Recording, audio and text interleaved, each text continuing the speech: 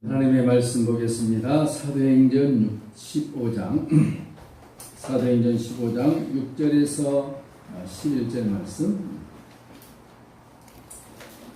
사도와 장로들이 이 일을 운운하러 모여 많은 변로인 쓴 후에 베드로가 일어나 말하되, 형제들아, 너희도 알거니와 하나님이 이방인들로 내 입에서 복음의 말씀을 들어 믿게 하시려고 오래 전부터 너희 가운데서 나를 택하시고 또 마음을 아시는 하나님이 우리에게와 같이 그들에게도 성령을 주어 증언하시고 믿음으로 그들의 마음을 깨끗이 하사 그들이나 우리나 차별하지 아니하시느니라. 그런데 지금 너희가 어찌하여 하나님을 시험하여 우리 조상과 우리도 능히 매지 못하던 멍에를 제자들의 목에 두려느냐. 그러나 우리는 그들이 우리와 동일하게 주 예수의 은혜로 구원받은 줄을 믿노라 하니라. 아멘. 오늘 사도행전 15장 은혜로 by grace, 은혜로 제목으로 말씀 나눕니다. 바울과 바나바가 우리가 14장에서 살펴봤듯이 안디옥 교회의 파송을 받고 1차 선교 여행을 떠났다가 돌아왔는데, 돌아왔더니 문제가 생겼습니다. 떠나기 전에는 유대인들이 예수님을 믿어서 그들이 구원받고 하나님의 자녀가 됐던 문제가 없었는데, 돌아보니까 이방인들도 예수님을 믿고 하나님의 백성이 됐다. 얼마나 좋은 일입니까? 그죠? 그런데 유대인들이 너무 선민의식에 가득 쌓여 있어서 이방인들과 같이 우리가 한 교회에서 신앙생활한다? 마음이 용납이 안 됐던 것 같아요. 그래서 그들이 고민하다가 뭘 했냐 그러면은, 그럼 이방인들이 우리 예루살렘 교회에 와서 함께 하나님의 자녀가 되기 위해서는 조건이 하나 있다. 조건이. 너와 우리가 하나가 되려면은 조건이 있는데, 그 조건이 뭐냐? 이거 할례를 받아라. 할례를. 우리가 할례는 무엇인지 알죠? 구약에서 하나님께서 아브라함에게 말씀하시기를, 모세에게 말씀하시기를, 난지 8일 만에 할례를 행하라. 그것은 하나님의 자녀됨에 대한 민칭의 표정인데, 우리식으로 말하면 오늘날 세례를 받아라. 그런 것이죠. 할례를 받아라. 거기까지 했으면 좋겠는데 그 다음 말이 좀 거슬립니다. 너희가 모세의 법대로 할례를 받지 아니하면 능히 구원을 얻지 못하리라. 이 구원 문제까지 들고 나왔습니다. 할례 이꼬르 구원. 그들이 유대인들이 가지고 있는 생각들이었죠. 그래서 이 문제가 오늘 우리가 사도행전 15장에서는 그렇게 대수롭지 않게 생각할 수 있었습니다만은, 그 당시에는 이 문제가 굉장히 컸습니다. 그리고 이 문제가 기독교 역사 2000년 동안 아주 큰 이슈였어요. 어떻게 하면 구원을 받느냐? 어떻게 하면 구원을 받느냐? 우리 결론을 먼저 볼까요? 저 11절. 우리는 그들이 우리와 동일하게 주 예수 그리스도의 은혜로 구원받는 줄을 알미니라. 할렐루야. 이 말씀을 마음속에 딱 갖고 계셔야 합니다. 저 여러분이 구원을 받았습니다. 무엇으로요? 주 예수의 은혜로. 우리의 공로가 아닌 예수님의 은혜로 구원받은 줄을 믿으시기 바랍니다. 이 문제가 2000년 전에 예루살렘에 있던 문제로 끝나버린 것이 아니라 지금도 이 문제를 가지고 거론하고 있다는 사실입니다. 잘하는 안식교들 있죠? 집사님, 언제 구원받았습니까? 먼저 구원받았습니까? 그럼 네, 받았습니다. 언제 받았습니까? When? What day? What hour? 몇 월 며칠 몇 시에 받았습니까? 그러면서 성경을 펴면서 사도 바울이 다메섹에서 구원받은 사건을 쫙 읽어줍니다. 이렇게 구원을 받아야 됩니다. 내가 정확하게 몇 년, 몇 월, 며칠, 몇 시에 어떤 현상까지, 이게 없으면 집사님 구원받은 거 꽝입니다. 들어보니까 그렇네요. 나는 언제 구원받았지? 찾아봐도 기억이 없습니다. 집에 돌아갑니다. 아, 나는 구원받지 않았구나. 이렇게 절망해버리는 참 수준 낮은 성도들이 있다는 것입니다. 지금도 이 구원 문제를 가지고 우리들에게 접근하는 안식교나 여호와 증인, 이단들이 판을 칩니다. 그들에게 말하겠습니까? 우리는 주 예수 그리스도의 은혜로 구원받았다. 이것이 하나님의 선물이나 우리 행위에서 말미암은 것이 전혀 아니다. 우리 행위는 나승이요 구원만큼은 전적인 성부와 성자와 성령의 계획 속에서 받아지는 하나님의 은총인 것을 우리가 고백합니다. 이것이 2000년 전 예루살렘 공회에서 베드로를 통해서 확증이 된 거예요. 확증이 된 것을 사탄이 지금까지도 우려먹고 재탕, 삼탕, 사탕 우려먹는 거예요. 구원 문제를 가지고. 근데 이 문제를 좀 깊게 들어가 보면 여러분 그렇습니다. 그럼 구원받으면 다 됐냐? 이게 이제 문제야.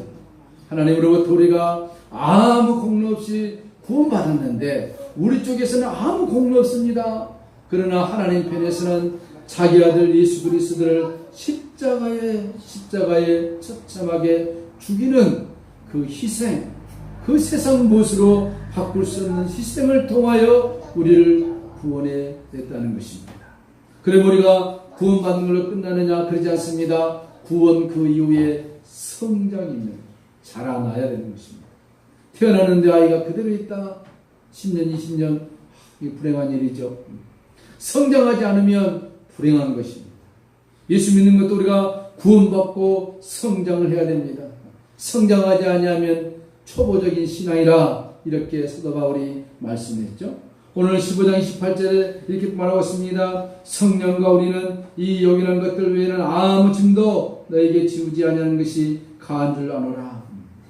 지금 이방인들이 예수님 믿고 공동체에 들어왔습니다. 유대인들이 그들에게 짐을 지우려 합니다.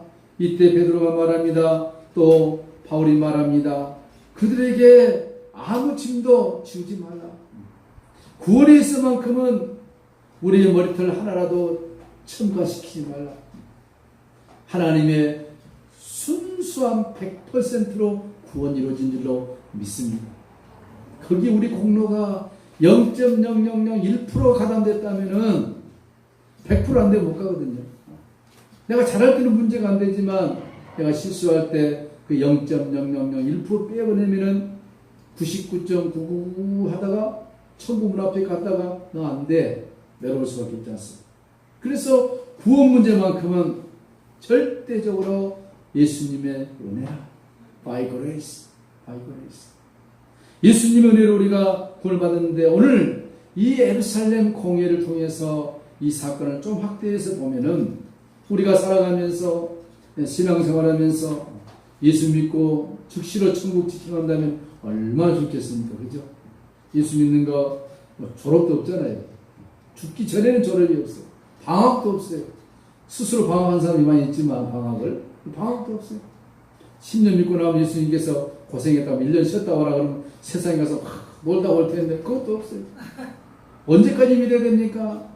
숟가락 놓을 때까지. 또 긴 시간이에요. 긴 시간 동안 우리가 예수님을 믿고 살아가는데 구원받는 우리가 어떻게 살아야 할 것이냐 삶에 한번 적용을 시켜봅니다.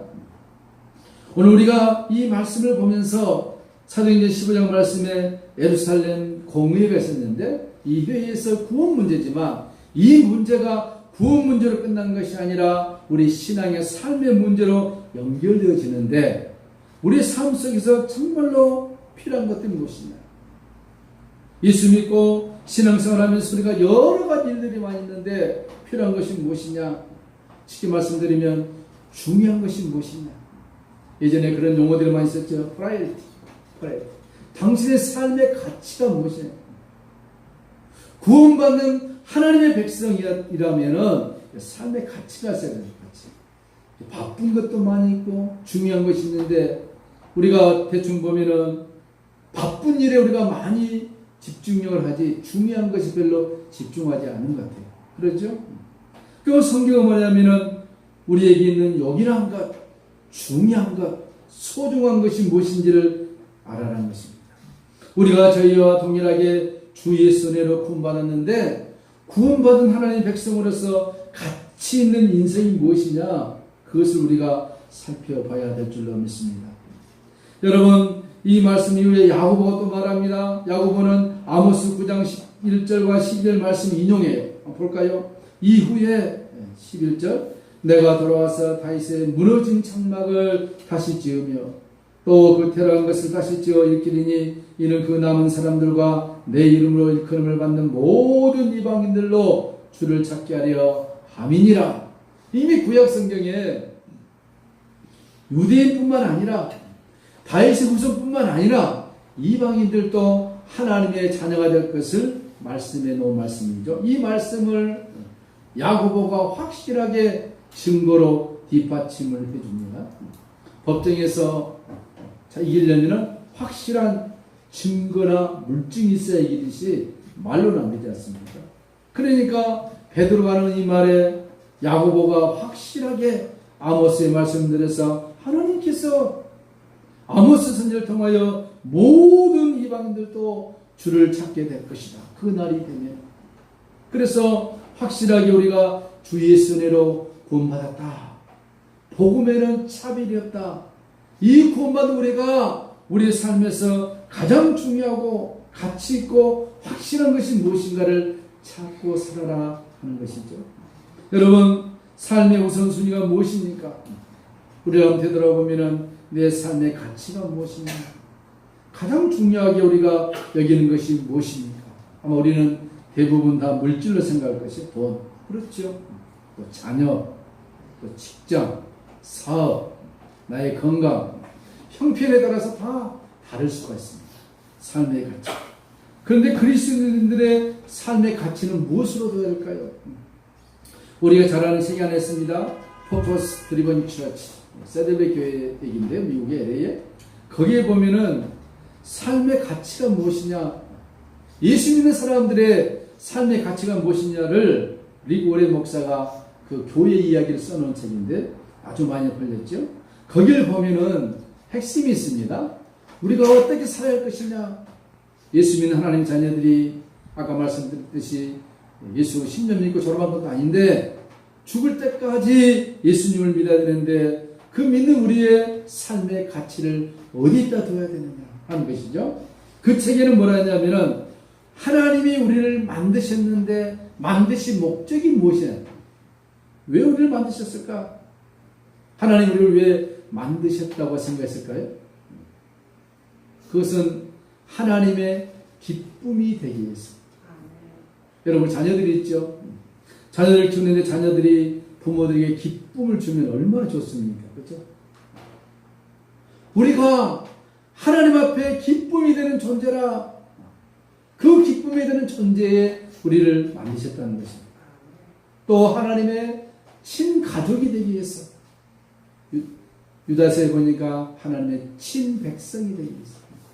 하나님의 가족이 되기 위해서 우리를 만드셨다는 거예요. 지구상에 75억이라는 어마어마한 숫자가 살고 있습니다. 태반이나 하나님의 가족과는 먼 삶을 살고 있습니다. 얼마나 불행입니까? 또 하나님을 닮아가면서 하나님께서 우리에게 맡긴 사명을 이루기 위해서 하나님 우리를 만드셨다는 것입니다. 세상 긴 것 같지만 100년 잡으면 긴 것 같지만 90세에 되돌아보면 너무 짧은 것이 인생이라. 인생. 짧은 인생. 살아가는 동안 잘 모르지만 죽음을 앞에 두는 사람들에게 물어보면은 인생이 무엇입니까? 아, 인생은 성경의 말씀처럼 아침 안개 같은 것입니다.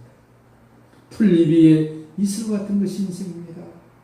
햇볕이 쬐면은 풀잎 위에 이슬을 다 없어지듯이 인생이 그렇게 짧다는 것입니다. 살 때는 긴 것 같았지만 인생의 종말 앞에서는 되돌아본 나의 인생이 너무나 짧다는 것입니다. 거기에 비해서 영혼을 생각한다면 얼마나 짧습니다. 영혼이 무엇이고 인생이 무엇이냐. 어떤 책에 보니까 이렇게 비유를 드러나더라고요. 서울에서 부산까지 길을 가는데 거기에 파리가 앉았다가 떠난 자리, 그게 우리의 인생이랍니다. 영혼에 비하면. 비교 안 되지만 우리 인생이 뭐 60년, 70년, 100년 막 그러는데 그 인생이 얼마나 영혼에 비하면 짧은 시간이냐. 서울에서 부산까지 고속도로인데 파리 한 마리가 앉았다가 떠난 그 점이 당신이 그렇게 호정거리고 살았던 인생의 시간이라는 거죠. 그렇다면 우리가 장차 주님의 나라 가서 살고 영원한 나라는 영혼인 것입니다. 영생의 이터널 라이프. 그래서 하나님께서 우리를 만드셨는데 이 가치가 무엇이냐를 알아라는 것입니다. 여러분의 가치가 무엇입니까? 어떤 미국인이 프랑스를 방문해서 돌아다니다가 시골 어떤 장터에서 싸구려 목걸이를 하나 있어서 그것을 $5 주고 샀답니다. 싸구려 목걸이. 이거 사가지고 우리 아내 갖다 줘야 되겠다. 그걸 사가지고 이제 오면서 공항에 세관에게 그걸 산 것을 보여줬는데 갑자기 세관에서 높은 세금을 물더래요. 이거 $5밖에 안 되는데 왜 세금을 $100 이상을 물습니까? 했더니 이건 고가 품목이라고. 그래서 그냥 $100 물고 가져왔는데 가져오면서 던져버리 가다가 이 마음이 찝찝해서 그 옆에 있는 집 옆에 있는 보석 감정 전문가에게 물었답니다. 내가 이것을 프랑스 가서 $5에 샀는데 공항에서 $100 벌금 물고 왔다. 세금 물고 왔다. 도대체 이게 뭡니까? 줬더니 그 보석 감정 전문가가 감정 확대기를 가지고 그 목걸이를 저리 보면서 깜짝 놀라더래요. 이건 귀한 것이라고. 뭐가 귀한 겁니까? 이리 보세요. 그 현미경 확대기를 보니까 글자가 쓰여져 있는데 To Josephine from 나폴레옹. 나폴레옹이 자기 연인 조세핀에게 선물한 목걸이가 거기서 발견됩니다. 얼마나 여러분 가치 있습니까? $5인데 사인 새겨져 있는데 나폴레옹 사인 새겨져 있는 거예요. 누구 사인이요? 나폴레옹. 가치 있죠. 그 가치가 얼마나 하겠습니까? 돈으로 한 사람. 무슨 얘기냐? 여러분에게 아무것도 아닌데 하나님의 사인이 우리에게 있다는 것입니다. To God. 나에게 성령으로 우리를 인치했던 것입니다. 내 손바닥에 너희 이름을 새겨놓았다 했습니다. 이 사람. 그래서 우리가 가치 있는 거예요. 이 목걸이가 가치 있는 것이 아니라 하나님께서 자기의 독생자 예수 그리스도를 십자가에 달려 죽이면서까지 나를 가치 있다고 인정해 준 그 하나님의 사인이 있기 때문에 우리가 가치 있는 존재라는 것을 성경이 말씀하고 구원받았다. 간단한 거 아닙니다. 하나님의 사인이 나에게 있기 때문에 그걸 볼 줄 알아야 한다는 것입니다. 영계에서는 알아요. 천사들은 압니다. 마귀 세계도 합니다. 그런데 정녕 이 땅에 살고 있는 그리스도인들은 그것을 망각하고 산다. 내 존재가 얼마나 가치 있는지.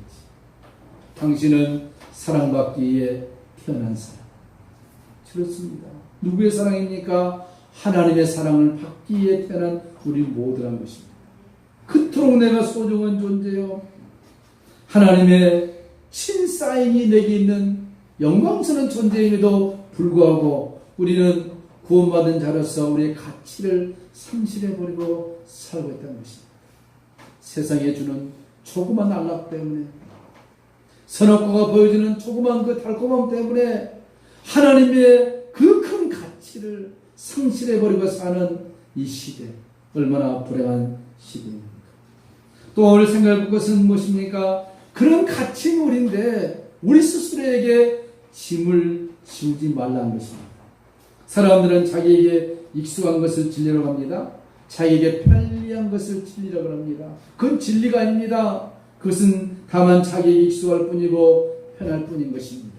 진리는 무엇입니까? 그것과 상관이 없는 것. 진리랄지니 진리가 너희를 자유케 하리라. 연세대 가보면 딱 써놨는데 그걸 몰라요, 학생들이. 진리가 뭔지. 그 간판 떼야 돼, 연세대학교. 우리 봄지지 연세대 갈 텐데 그 간판 떼어 가서. 진리를 할지니 진리가 너희를 자유케 하리라. 몰라요. 여러분, 교회 얘기해 볼까요? 세례가 맞느냐, 침례가 맞느냐. 10년 전에 한참 싸웠습니다.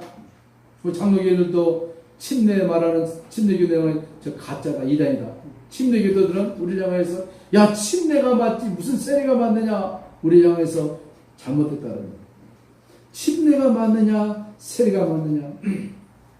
구원받을 때, 세례식 할 때 물속에 붕 들어간 것은 침례고, 물 욕조 있잖아요. 퐁당 집어넣는 거 완전 잠겼으니까 인버전 침내고 그냥 목사님이 손으로 이렇게 안수하고 스프링 한 것은 세례.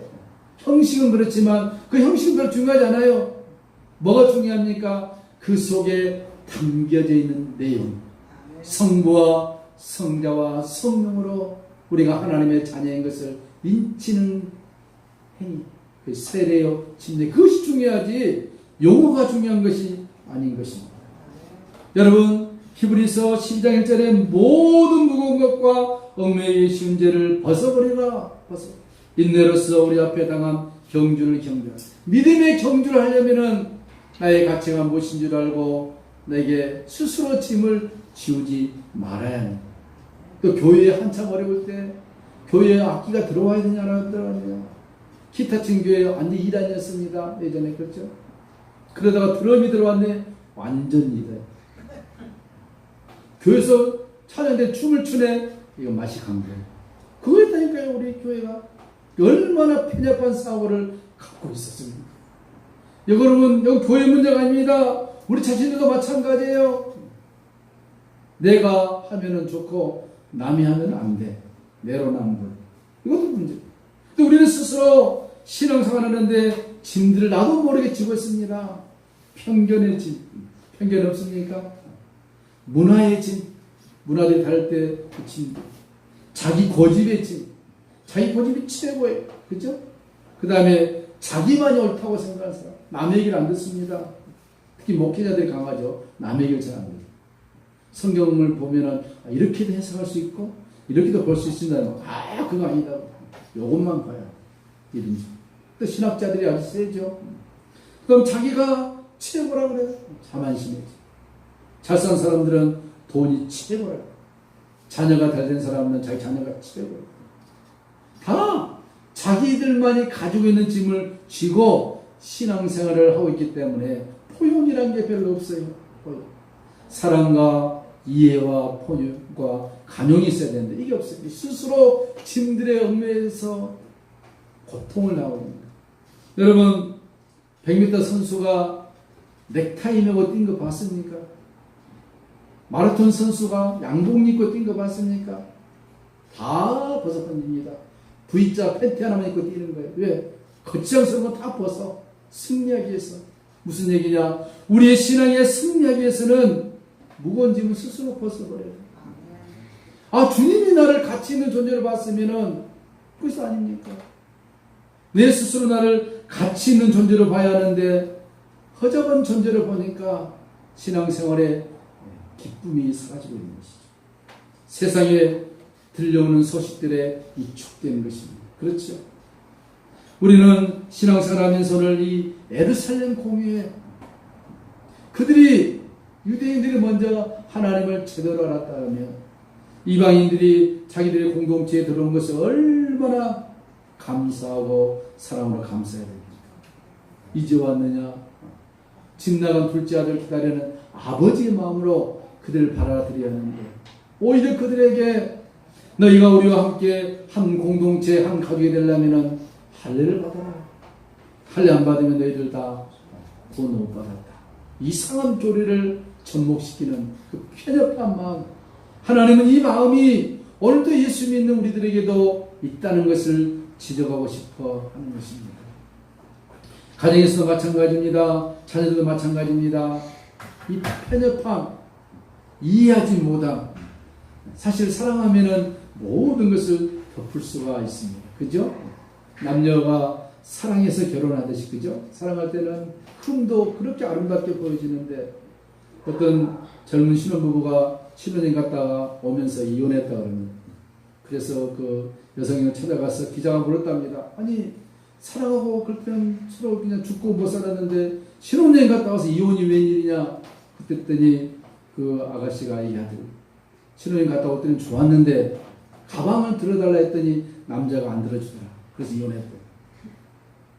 지금 가방을 안 들어주면 평생 안 들어주겠다 싶어서 그냥 때려치웠대. 사랑할 때는 언제고 사랑할 때는 남의 얘기가 아니라 그렇습니다. 우리가 서로 사랑하고 이해하고 감싸면은 거기에 주님의 평화의 새싹이 돋아난 줄로 믿습니다. 공동체, 예루살렘 공동체에서 그들이 어떻습니까? 주 예수 은혜로 구원받는 하나님의 자녀들이라면 덮지 못할 허물이 어디가 있겠습니까? 그죠? 교회 안에서도, 오늘 사회에서도, 한국교회에서도 덮지 못할 문제가 어디에 있겠습니까? 요즘 교회 안에서 일어난 일들이 참 수상하죠? 세습 문제. 그게 큰 문제는 아닙니다. 그렇죠? 만약에 상간 벽지에서 아버지가 목회하다가 교인들은요, 시골 할머니, 할아버지 대여섯 명 있는데 누가 오질 않아요, 그 길을. 그러면은 그 아들이 목사인데 아버지, 내가 아버지 대를 이어서 그 어촌에서 때려 묻겠습니다. 세습했네? 나쁜 겁니까? 그건 아니잖아요. 그죠? 물론 대형교회에서 그냥 편법적으로 하니까 그게 문제가 되지. 문제는 그게 문제가 아니라 이번에도 저 명성교회에서 목회자 한 700명이 검정 옷을 입고 데모하는데 물론 할 수 있다 생각합니다. 그런데 그 700명이란 목사님들이 그 명성교회를 찾아갈 것이 아니라 청와대 앞에 찾아가서 NAP 차별금지법 국무회의에서 통과시켰잖아요. 그거 하지 마라. 그 종교 말살 정책이다. 왜 그걸 안 합니까? 그게 다 우선순위가 뭔지를 모르는 거예요. 어느 것이 중요하고 어느 것이 더 시급한지를 모르기 때문에 목회자들이 그 교회에서 그거 좋은 일은 아니지만 그거 놔두고 정말로 청와대 가서 NAP 이거 하지 마라. 차별금지법 하지 마라. 이거 통과시키면은 국무에서 통과됐는데 국회에서 통과되면은 이 전도 못해요. 동성애자 와가지고 목사님 주례해 주세요. 안 돼. 벌금 물든가 감옥 가든가. 이걸 못하게 해야지. 이게 더 중요하고 시급하는데 그렇게 에너지를 쏟고 있는 잘못했지. 그래 중요한 건 무엇이냐? 우리의 가치가 무엇인지. 신앙생활 구원받는 하나님의 백성으로서 우리의 가치가 무엇인지 우리가 읽고 산다는 것입니다. 어느 날 마틴 루터가 이상한 꿈을 꿨습니다. 꿈에 마귀가 찾아와서 루터의 제목을 일일이 적어서 보여줬습니다. 이러이러한 죄 지었지? 맞다. 가자. 렛츠고 해. 지옥 가자. 아니 또 뭐 없냐 했더니 안 가려고 그러니까 마귀가 또 다른 죄를 또 보여주더라고요. 이런 죄도 짓지 않았느냐? 지옥 가자. 함께 가자. 나와 함께. 루터가 말했습니다. 마귀한테 더 이상 없느냐? 더 이상 없다. 이것만으로 충분히 너 지옥 안방에 예약됐다. 가자 루터야. 그래서 루터가 마귀가 더 이상 기록한 제목이 없는 걸 보고 그 위에다 썼답니다. 모든 제목 그 위에다가 주 예수의 보혈로 나의 모든 죄를 씻어 주었다. 그 모든 제목을 예수님의 보혈로 다 씻어 주었다. 못을 박아버린 것입니까? 그렇습니다. 우리 성도는 비록 우리 땅에 살면서 힘들고 죄를 짓는다 할지라도 날마다 십자가 밑에 나아가 예수님의 보혈을 의지하면 우리의 모든 죄를 기억하지 아니하시고 씻어주시는 내가 너의 죄를 다시는 never 기억하지 않겠다. 주님의 음성이 들려져야 줄로 믿습니다. 마귀가 떠나가고 그게 무엇입니까? 우리가 예수의 은혜로 주 예수의 은혜로 구원받는 하나님의 가치 있는 존재다. 우리에게 하나님의 성령의 사인이 이마에 인치해 있는 것을 믿으시기 바랍니다. 나는 가장 귀한 존재다. 이 세상 그 무엇과도 바꿀 수 없는 영광스러운 존재다. 왜? Because 주님이 나의 이마에 성령으로 나는 내 것이라고 인치셨기 때문에. 하나님 아버지 감사합니다. 우리가 주 예수 은혜로 동일하게 구원받는 하나님의 영광스러운 존재인 것을 알게 하신 것을 감사합니다. 하나님 아버지 주님의 성령의 은혜로 우리를 인치신 그 은혜를 생각할 때 얼마나 귀한 존재인 것을 알게 하신 것을 감사합니다. 내가 너희를 내 손바닥에 쓰겠다. 너희를 잃지 않겠다. 이 세상 끝날까지 너희와 함께하겠다 말씀하신 주님, 그 약속의 말씀을 붙들고 구원받는 우리를 이 세상에서 날마다 승리하며 살 수 있도록 축복하여 주옵소서. 예수님의 이름으로 축복하며 간절히 기도하옵나이다. 아멘. 250장 찬송합니다. 250장.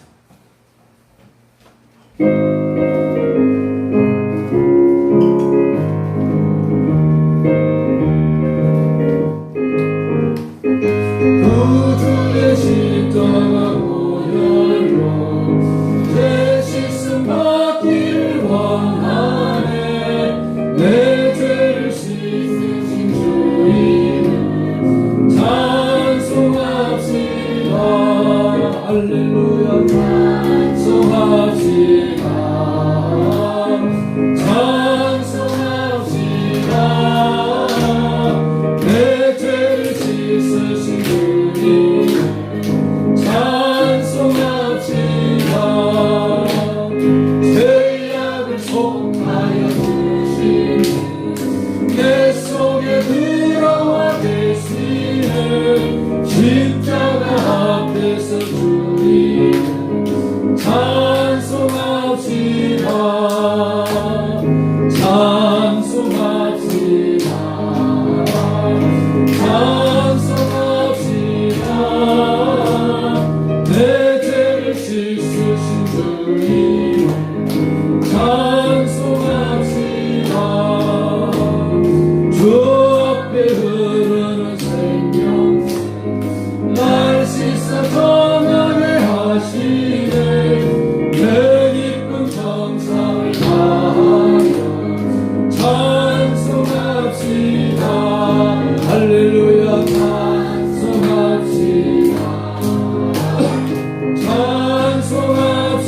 찬송합시다.